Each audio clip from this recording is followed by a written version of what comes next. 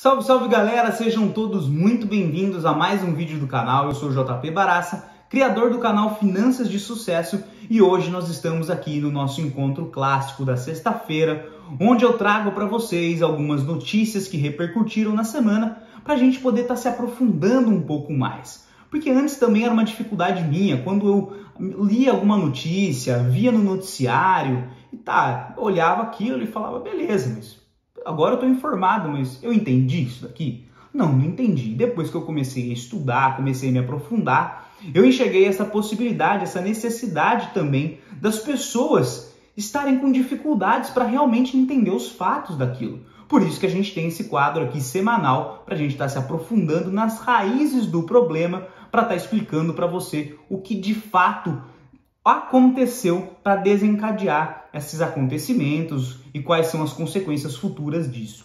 Como você já viu no título e na thumb do vídeo, hoje nós vamos falar sobre um acontecimento histórico. Pois é, o euro chegou à paridade com o dólar, uma moeda ali que foi sempre acima do dólar desde o surgimento, lá nos anos 2000 e pouquinho, 2002. Nós tivemos agora uma paridade e eu vou te explicar o porquê. Isso que aconteceu você já sabe, você já viu, mas hoje eu vou te explicar o porquê que isso aconteceu.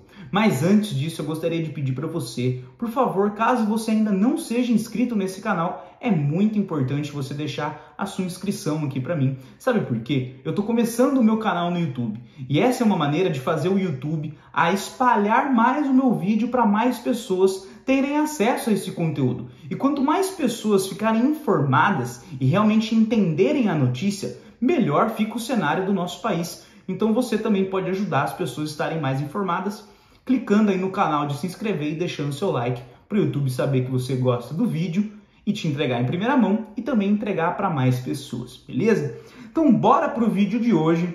Eu gostaria aqui de estar falando antes, explicando resumidamente por que é que tudo isso vem acontecendo, quais foram os reais motivos que levaram a essa paridade, a essa valorização do real em relação ao euro. Bom, primeiramente, desde que aconteceu essa pandemia no mundo todo, os países ainda não se recuperaram e é por isso que nós estamos nesse estado inflacionário.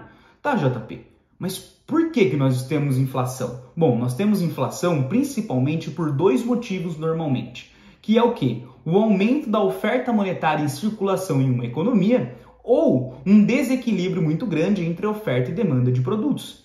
E, consequentemente, depois da pandemia, nós tivemos os dois pilares sendo fortemente afetados.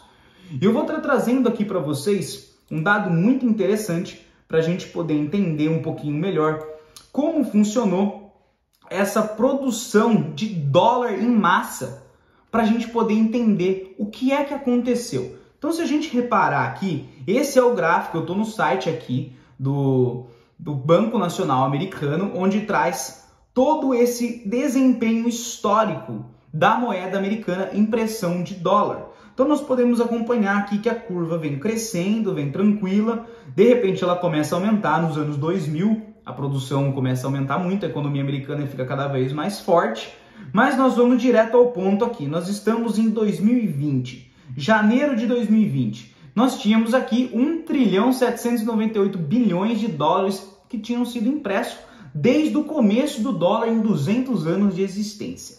Chegando aqui em junho de 2022, nós temos um aumento aí de mais de 1 trilhão de dólar impresso.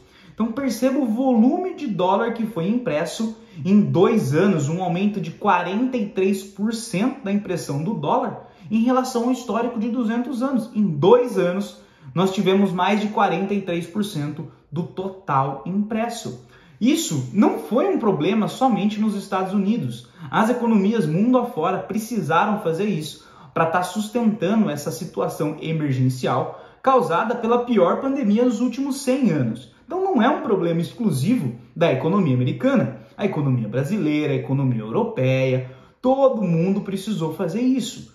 Mas isso vai ajudar a gente a entender um pouco aqui por que é que aconteceu tudo isso. E eu precisava estar trazendo esses dados para a gente estar enfatizando a importância, o impacto do aumento da oferta monetária na economia e como isso impacta a inflação. O que nós podemos também pensar aqui é o seguinte, pessoal. Quando nós olhamos para os dados da União Europeia, nós também tivemos trilhões de euros que foram impressos. E esse não foi o único problema que impactou o cenário europeu, que trouxe instabilidade para o cenário europeu. Nós tivemos também a guerra entre Rússia e Ucrânia. Isso causou diversos problemas e diversos impactos. Entre eles, entrou o segundo pilar. Lembra que eu falei para vocês que é o seguinte, nós temos dois pilares que impactam diretamente na inflação? O primeiro é esse que eu já citei, que é a circulação de oferta monetária na economia para a mesma produção de riqueza. Se eu tenho muito dinheiro sendo injetado e não tem riquezas sendo geradas, vai trazer todo esse problema do desequilíbrio da oferta e a demanda. Consequentemente, o segundo pilar é a oferta e a demanda por produtos, que foi desequilibrado ainda mais, estava vindo numa recuperação. Nós tivemos esse problema todo devido à pandemia, tinha muita demanda para pouca oferta, nós tivemos todo esse aumento no preço, tivemos todos esses problemas. Depois a situação estava começando a melhorar e veio a guerra de Rússia e Ucrânia, que desestabilizou de vez o cenário e voltou a causar um desequilíbrio imenso. Por que, JP? Porque o que acontece é o seguinte,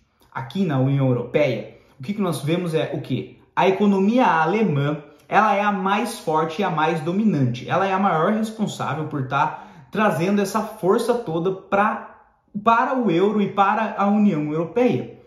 E em 2018, uma atitude do governo alemão da época era tentar trazer uma produção de energia mais limpa, para estar se encaixando mais nessas medidas sustentáveis, de produção de energia limpa.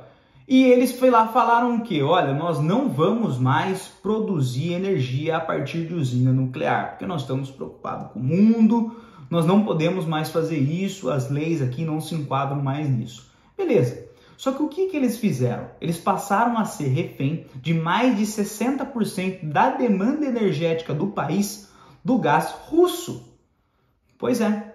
E aí a Rússia entrou em guerra e numa tentativa desesperada do governo russo ou planejada, fica aí o questionamento, não quero entrar nesse mérito, eles falaram para a Alemanha, você não vai participar da guerra não, porque se você participar, acabou o gás para você, não vai ter nada. E eles chegaram a cortar isso e, consequentemente, deixou a Alemanha numa situação muito complicada. E ainda não se recuperou 100% até os dias de hoje, porque eles continuam em guerra. Então, eles não voltaram ao fornecimento normal. E quando você tem um parque industrial completamente dependente do gás para estar produzindo, para estar gerando riqueza, e você faz com que esse parque industrial não consiga ofertar produtos para o mercado, nós criamos um desequilíbrio muito grande na curva de oferta e demanda. Consequentemente, os preços continuam a aumentar e a gente vai sentindo esse poder, esse impacto da inflação. Então perceba que não é uma coisa isolada. São vários pontos que vão desencadeando esses problemas macroeconômicos no mundo todo, né? Não é uma exclusividade da Europa, não é uma exclusividade dos Estados Unidos, mas as coisas se agravaram na União Europeia devido a essa instabilidade da zona do euro, devido à guerra que está acontecendo, tá? Então, o que eu quero trazer aqui agora, para a gente poder linkar e entender melhor, porque você pode estar falando, beleza, eu entendi por que é que temos a inflação, eu entendi o que aconteceu com a impressão de dólar nos Estados Unidos, eu entendi com a impressão de euro, entendi o fato da demanda e oferta de produtos, mas o que isso tem a ver com a queda do valor do euro em relação ao dólar? Por que é que o dólar se valorizou em relação ao euro? Para trazer isso para você, eu preciso estar lembrando aqui que o que controla a inflação é a taxa de juros, né? Se a gente for pensar agora um pouquinho no cenário brasileiro, nós já estamos mais adiantados nesse processo. Nós já estamos mais perto de um cenário de final da alta dos juros do que do começo da alta dos juros. Mas o restante da economia mundial ainda está caminhando em relação a isso. Então eu gostaria de estar trazendo aqui outros dados para a gente estar analisando, que é muito importante para a gente poder entender aqui o que aconteceu. Então é o seguinte, vocês podem estar observando aqui agora um ranking mundial de juros reais atualizado. E o que esse ranking vai mostrar para a gente? Bom, vai mostrar a situação que está a taxa de juros no mundo mais a inflação, e isso vai trazer os juros reais, que são os ganhos reais que você teria caso você emprestasse dinheiro para aquele governo, financiasse a dívida pública daquele país. Isso vai trazer impacto direto aqui no entendimento do nosso vídeo, beleza? Então vamos olhar aqui o seguinte, ó, se a gente olhar os países aqui europeus, ó, Alemanha, Espanha, França, Holanda, Itália, né? Zona do euro, eles estão aqui com juros zero. Eles ainda não começaram o processo de aumentar os juros para controlar a inflação. Porque não é tão simples. Por quê? Porque é uma medida que vai depender não única e exclusivamente do Banco Central alemão, do Banco Central da Espanha, do Banco Central da França, do Banco Central da Holanda.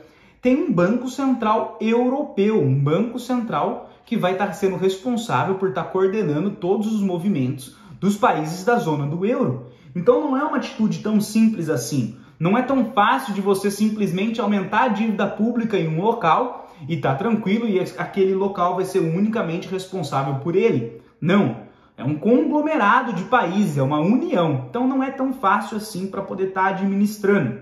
E o que nós podemos perceber é o seguinte: a inflação está muito alta nesses locais. Vamos dar uma olhada aqui, primeiro aqui, ó, na zona do euro, tá? 0 de juros reais, e 8 de inflação, 8,6. E nós temos aqui menos 7,92 de juros reais, menos 7,92. Não é que tá pouco negativo, tá muito negativo. Os juros reais estão muito negativos. Por quê? Nós temos toda essa instabilidade que está acontecendo no mundo aqui europeu. Vamos pensar agora nos Estados Unidos, né, que a comparação é com o dólar. Bom, os Estados Unidos já começaram a aumentar aqui a taxa de juros, está agora entre 1,25 e 1,75, mas eles trouxeram aqui o dado de 1,75 para a gente poder estar o parâmetro acompanhando. E a inflação está em 9,1, é a maior inflação nos últimos 40 anos, então não está brincadeira em nenhum local. A coisa está muito séria, nós estamos prestes aí a talvez entrar em uma recessão mundial, que é uma tentativa de frear a economia para poder estar diminuindo a inflação. E para isso vai precisar a taxa de juros, que é uma ferramenta fundamental. E os Estados Unidos começou a aumentar aqui e está uma taxa atrativa demais. Tá? 1,75. E quando a gente olha para os juros reais, está em menos 6,74. Aí você fala, tá, JP, mas cara, também está um juros real. Por que é então que está se valorizando se também não está numa condição tão favorável? Porque a economia americana ainda é a economia mais forte do mundo. Como ela é a economia mais forte do mundo, ela tem uma moeda muito forte, que é o dólar, que é a economia base, que é a moeda base para negociações no mundo. Tudo que você for negociar e for uma negociação mundial, você vai negociar em dólar. Então o dólar é muito demandado e muito ofertado, é uma moeda muito forte. E como os Estados Unidos, que é a economia mais forte do mundo, os títulos públicos mais seguros do mundo, o menor risco de calote mundial de um governo, aumenta a taxa de juros para 1,75, comparando uma taxa de juros de 0 aqui na zona do euro, os investidores europeus passam a preferir estar mandando o seu dinheiro, investindo o seu dinheiro nos Estados Unidos. Com isso, começa a entrar mais dólar na economia, começa a aquecer mais o mercado interno, deixando mais fortalecido. Quanto mais dólar entrando no país, mais forte fica aquela moeda, mais forte fica a economia, maior o poder de compra dela em relação ao restante do mundo e ela se valoriza. Porque não são somente os investidores europeus. Olha aqui, os investidores, por exemplo, dos japoneses, estão com uma taxa aqui de menos 0,1. Então ele vai preferir estar colocando o dinheiro dele aonde? Nos Estados Unidos, que vai estar pagando 1,75, mesmo com juros reais negativos. Ele ainda vai estar preferindo a segurança, a estabilidade. Né? Isso nós podemos estar falando também dos investidores que estavam investindo antes aqui no Brasil. Que o Brasil hoje, né, dos países minimamente sérios, é um dos maiores com taxa de juros reais. Nós não podemos considerar muito os dados chineses, porque aqui ele mostra que está com uma taxa real de 1,17, mas a gente sabe como é que funcionam as coisas na China. A gente não consegue ter a confiabilidade de quanto esse número está mascarado ou não. Então vamos pegar aqui o Brasil. O Brasil, é hoje uma das melhores condições de taxa de juros em relação aos juros reais de países minimamente sérios. Mas mesmo assim, o Brasil tem um risco chamado Brasil, que o risco Estados Unidos é muito menor do que o risco Brasil. Então as pessoas também que estavam investindo dinheiro nos países emergentes como o Brasil, começaram a voltar o dinheiro lá para a economia americana. E a economia americana começa a se fortalecer ainda mais. Então perceba que eles estão sempre ganhando, né? Seja no momento de alta, seja no momento de baixa do mundo, por enquanto a economia americana ainda está firme e forte. Então é por isso que aqui nós temos esse cenário onde os investidores estão cada vez mais preferindo mandar o seu dinheiro lá para os Estados Unidos com uma taxa de juros extremamente atrativa para os padrões americanos, com uma segurança e uma estabilidade ainda incomparável no mundo. Ninguém tem o risco perto dos Estados Unidos, né? Ele é o menor risco de todos. Então, quando a gente pensa nisso, a gente começa a entender o porquê que está se fortalecendo. Está se fortalecendo porque cada vez mais está entrando dólar no país, o dólar está ficando cada vez mais forte, a economia cada vez mais forte. E outro motivo também que vai ajudar, né? Esse é um motivo, uma consequência que vai começar a ajudar essa inflação dos Estados Unidos para o longo prazo, caso isso permaneça, a diminuir, caso esse cenário permaneça, que vai fazer com que essa situação seja controlada mais rapidamente do que os outros locais, porque quando você investe lá, por exemplo, em títulos públicos, o dinheiro não está circulando na economia, ele está parado, ele está investido financiando a dívida pública americana.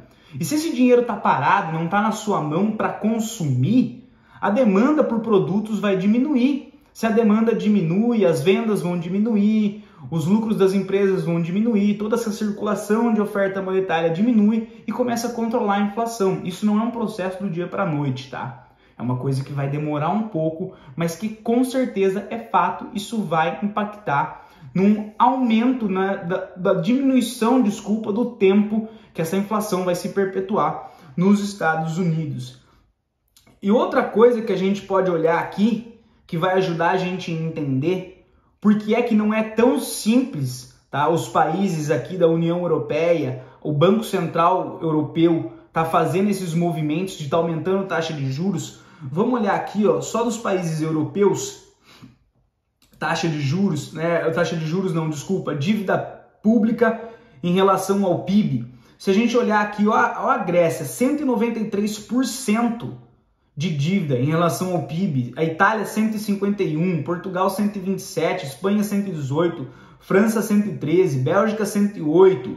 Nós vamos indo, então é muita coisa. A Alemanha, que é a economia mais forte aqui, está com 69,3% de dívida em relação ao PIB. O Brasil hoje está em torno de 88% de dívida em relação ao PIB. Então, não consigo estar aplicando tão facilmente a mesma paridade para estar financiando todos os países. Se eu aumentar muito a taxa de juros, eu posso estar fazendo com que alguns países se sobressaiam em relação ao outro e cause ainda uma complicação ainda maior. Porque olha a quantidade de dívida que a Grécia tem. Se eu aumentar os juros, eu vou começar a aumentar bruscamente a quantidade de dívida que a Grécia vai ter, porque aumenta. Não é simples assim, tá? E a Itália também. Então, se eu aumentar ainda mais a dívida, pode ser que essa situação comece a ficar insustentável. Assim como nós já tivemos recentemente também a situação de países como a Grécia.